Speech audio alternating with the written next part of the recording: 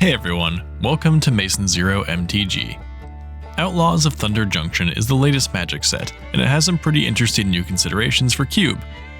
I am going to do a top 10 list of this set, but I'm including the main set, the big score bonus sheet, and the commander cards, because it's just too complicated to separate them, and there's actually some good cards in all of these different products.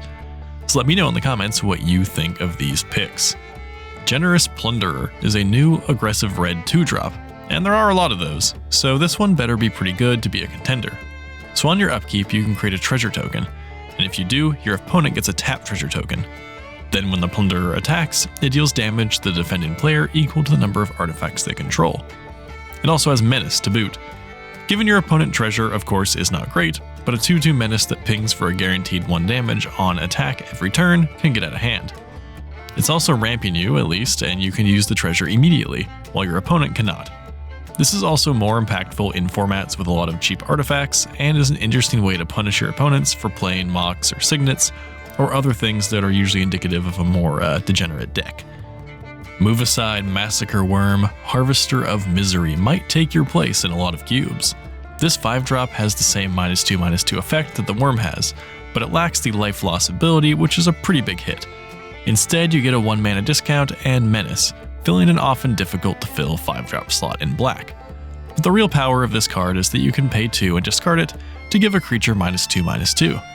Giving this card a channel effect that is so cheap and useful is super nice, and it replaces Worm even more perfectly as it's still a great reanimation target and enables itself to get into the graveyard much easier.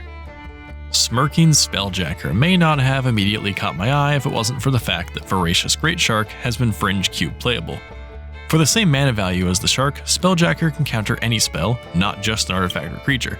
It has a smaller body, but it has flying. I would say even at this point you should run this over the Shark if you are playing that.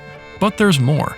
When the Spelljacker attacks, you may cast the exiled card without paying its mana cost. I think this card would be pretty good even if you had to pay for the spell, but the fact that you can cast it for free pushes this card into pretty powerful territory and will give you a huge advantage if you can pull it off.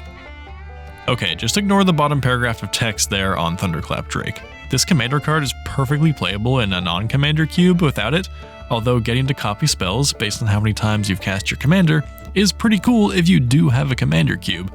But on its own, without that ability, this is a 2/1 flyer for 2 that reduces the cost of your instants and sorceries by 1 mana. Right off the bat, this is better than Goblin Electromancer without being super broken. The flying means you can actually use this as an attacker and not just an enchantment that happens to have stats. It's also only 1 color while still retaining the converted mana cost. The other comparison is of course Baral, and that comparison is difficult. Baral's loot ability is not super reliable, so it can mostly be ignored, but his 1/3 stats make him a pretty reasonable blocker. Using the Drake instead would trade a blocker for a more aggressive body. So I think either card works well, it just depends on what your cube wants to do overall. I do think the Drake is slightly better overall, as it's more flexible, allowing you to benefit a Flyers deck or give a control deck something that can help finish the game, while providing the same spell discounts that Baral does. Pest Control doesn't need too much explanation. It's a 2-mana sweeper that is good against aggro and token decks, it's good in more powerful cubes that run fast artifact mana, and it can be cycled away if you aren't up against either of those things. I think it can fit well in just about any cube of any power level.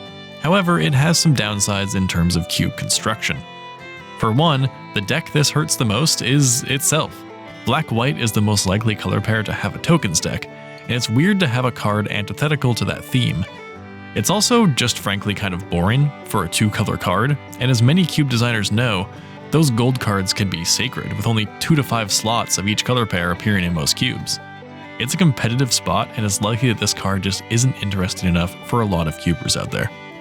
Dust Animus is a pretty good aggro, mid-range, and control crossover card. Any deck might want this. For 2 mana, you have a 2/3 flying creature, which is likely to deal a fair bit of damage. But if you draw it late and can have 5 or more untapped lands when you cast it, it enters as a 4/5 with flying and lifelink. That may seem difficult to achieve, since you'd need 7 lands in order to tap 2 to play this and still have 5 untapped, but that's what the plot ability is for. This lets you exile it from your hand for 2 mana, then cast it for free on a later turn. In an aggro deck, this may be too slow to do on turn 2, but maybe doing it on turn 4 and casting it on turn 5, assuming you hit all your land drops, is not the most painful thing in the world.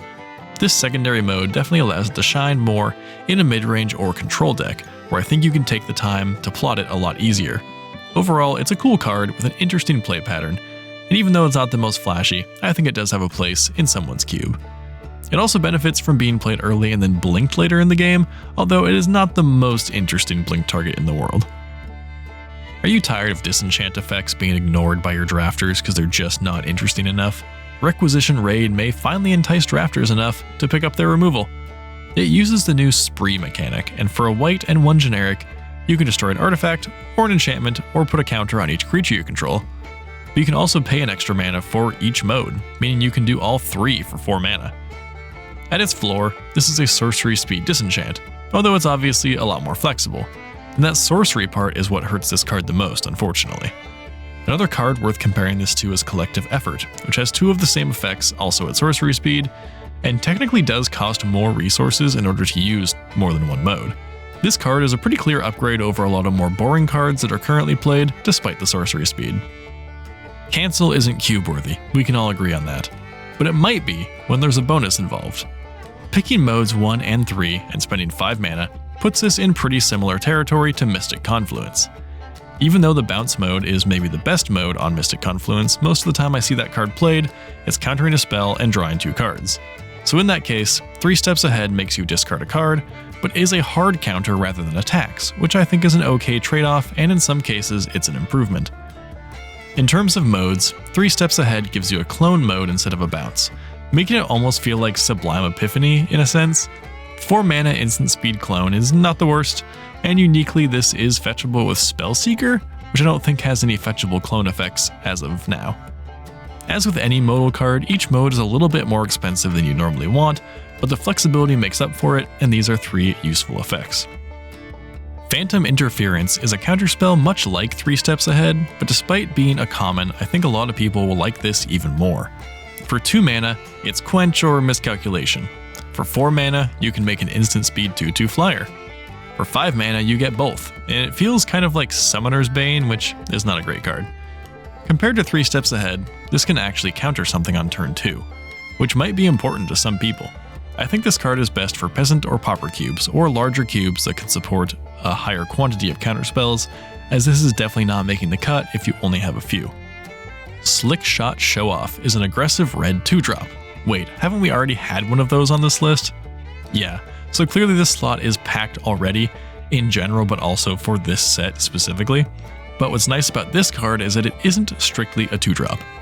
With the plot ability, this card allows you to set up a really great turn. It's a 1/2 flying haste creature that gets +2/+0 when you cast a non-creature spell.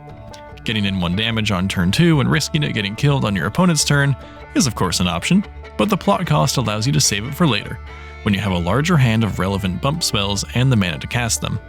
It's kind of an upgraded Kiln Fiend type of role player or sort of prowess card, and having this evasion is something that these red spells matter creatures often lack, and it will be welcome to many cubers.